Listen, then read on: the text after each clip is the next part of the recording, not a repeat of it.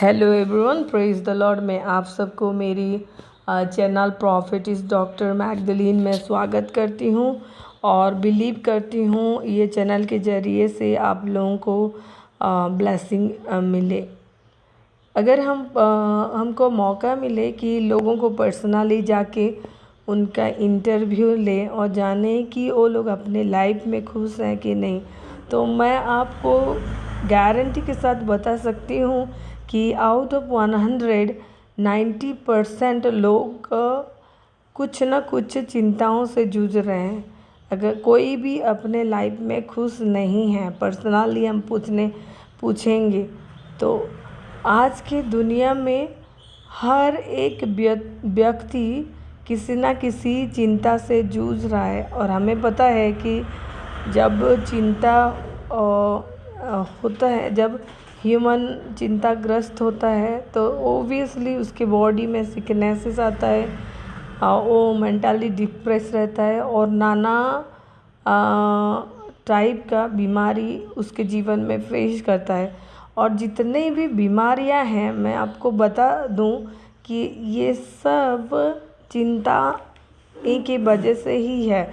और चिंता इसीलिए है कि because we doesn't know God, क्योंकि हम प्रभु को अच्छे से नहीं जानते, ना ही हम उनके ऊपर भरोसा रखना जानते हैं। अगर हम उनके ऊपर, परमेश्वर के ऊपर भरोसा रखें और हम उसके बारे में जानें, तो मुझे नहीं लगता कि हम लोगों को कोई भी चिंता अपने काबू में ले सकता है। तो आइए हम वचन में जाएं और वचन निकालेंगे। मत्ती चैप्टर 6 25 से लेके कुछ आयत तो ऐसे लिखा है कि इसीलिए मैं तुमसे कहता हूँ कि अपने प्राण के लिए ये चिंता न कर कि हम क्या खाएंगे और क्या पिएंगे, और न अपने शरीर के लिए कि ये क्या पहनेंगे। क्या प्राण भोजन से और शरीर वस्त्र से बढ़कर नहीं है। हम जानते हैं कि परमेश्वर पिता ने जब हमारा क्रिएशन किया तो सारे पशु पक्षी जितने भी हैं उन सब से ऊंचा दर्जा दिया है। और वो ही केयर्स फॉर अस, वो हमारा केयर करता है। वो सर्वव्यापी सर्व अंतर्यामी परमेश्वर, वो हर समय में आपके साथ है। और वो वचन में ऐसे कहता है कि चिंता मत करो।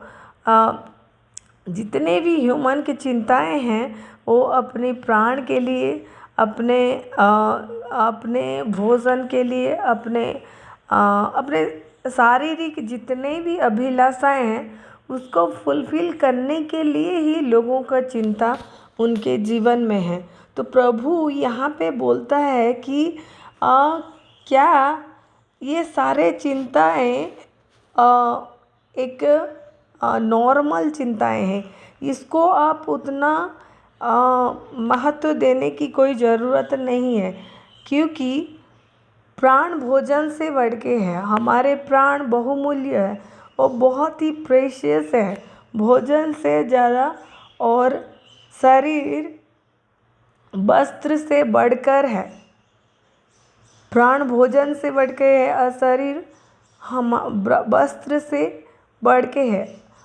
आप खुद योरसेल्फ इज प्रेशियस। और प्रभु ने आपको जब बनाया है तो वो सारे प्रकार का आशीष आपको दिया है और आपको चिंता करने की ज़रूरत नहीं है।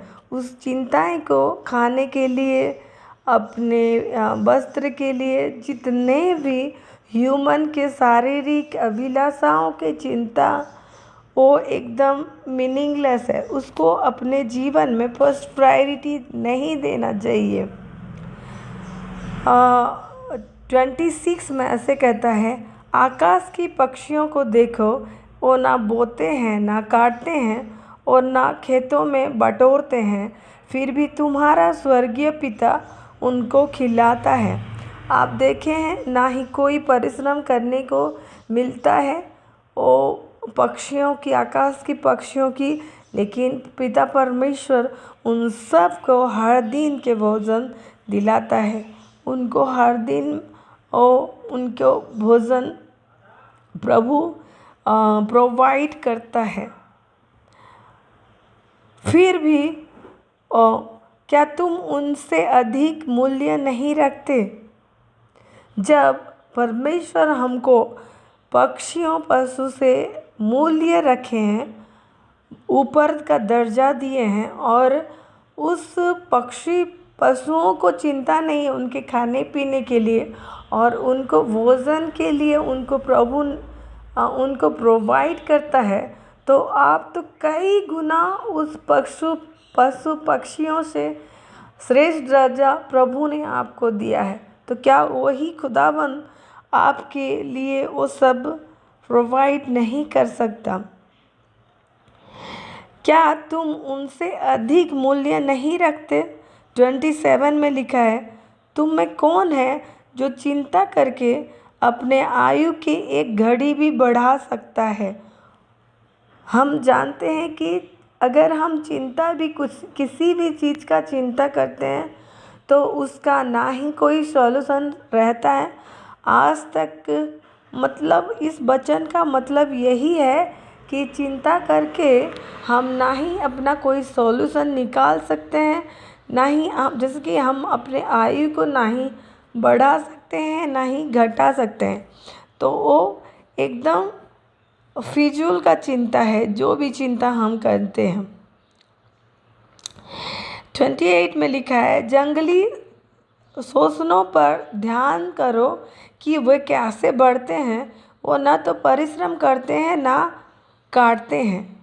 तो भी मैं तुमसे कहता हूँ कि सुलेमान भी अपने सारी वैभव में उनसे किसी के सामने वस्त्र पहने हुए न था।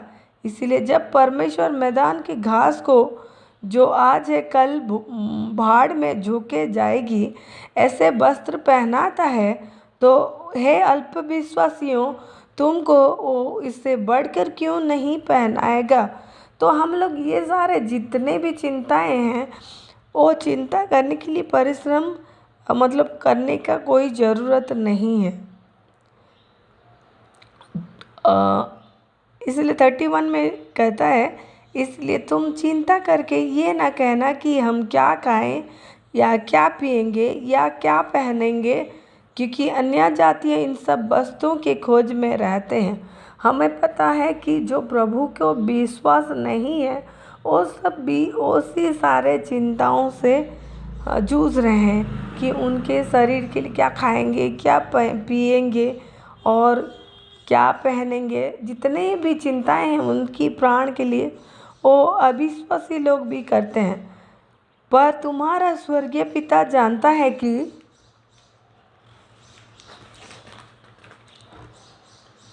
तुम्हारे स्वर्गीय पिता जानता है कि तुम्हें इन सब वस्तुओं की आवश्यकता है। खुदाबंद जो प्रभु ने हमको क्रिएट किया है उन्हें पता है कि हमको ये सारे वस्तुओं की आवश्यकता है। इसीलिए वचन 33 में लिखा है कि इसलिए पहले तुम परमेश्वर के राज्य और उसके धर्म की खोज करो तो वे सब वस्तुएं भी तुम्हें मिल जाएगी। प्रभु जो प्रायोरिटी हम देना चाहिए वो हम प्रभु चाहता है कि हम उसके राज्य और धार्मिकता की खोजी बने। और उसके बाद क्या होने वाला है? ये सारी वस्तुएं हमें मिलने वाली है। अगर हम क्या खाएंगे, क्या पहनेंगे, क्या पिएंगे, जितने भी सांसारिक चिंताएं उस चिंताएं में फर्स्ट प्रायोरिटी देंगे तो हम ना ही स्वर्ग राज्य के बारे में हम ध्यान लगाएंगे। जब हम स्वर्ग राज्य के उसके राज्य और धर्म की खोज करेंगे तो जितने भी हैं वस्तुएं वो सारे हमें मिलने वाले हैं। तो हमारे लिए ना ही ये संसार के सारे वस्तुएं का चिंता करने की आवश्यकता है। तो मैं मेरे प्यारे भाई और बहनों, आप लोगों को और भी एक वचन से बताना चाहूँगी, जो कि लिखा है लूका चैप्टर 10 वर्स 38 से लेके 42 में। यहाँ पे हम एक स्टोरी जो हम सब लोग जानते हैं, उसको हम जानते हैं कि मार्था और मरियम, मार्था के बारे में आप जानते हैं। जब परमेश्वर को इनवाइट की मार्था, वो प्रभु की खाने पीने आतिथ्य सत्कार के लिए सारे चिंताएं था उसकी। और मरियम क्या की, वो प्रभु के पाँव के नीचे बैठ के प्रभु के पास रही। और मार्था ने क्या बोला कि परमेश्वर मेरी बहन को बोलो ताकि मुझे हाथ बटाए अपने जो ये हॉस्पिटैलिटी कर रही हूँ उसमें। लेकिन प्रभु ने उससे उत्तर दिया और बोला, मार्था तू बहुत बातों के लिए चिंता करती है और घबराती है। प्रभु ने बोला कि तुम बहुत सारे बातों में चिंता और घबरा रही हो, लेकिन एक ही चीज़ का आवश्यकता है। और उस उत्तम भाग को कौन ने चुना है? मरियम ने उस उत्तम भाग को चुना है।